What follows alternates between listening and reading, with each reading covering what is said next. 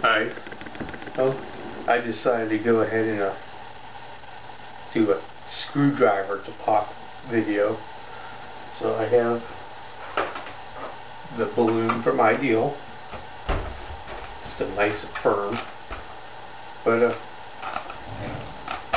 you know, if you have any kind of technical mind at all, you know that Phillips screws, they kind of strut a lot.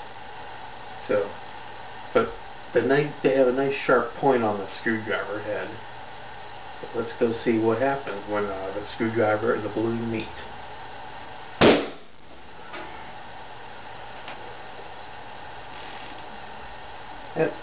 I guess they didn't quite like each other either.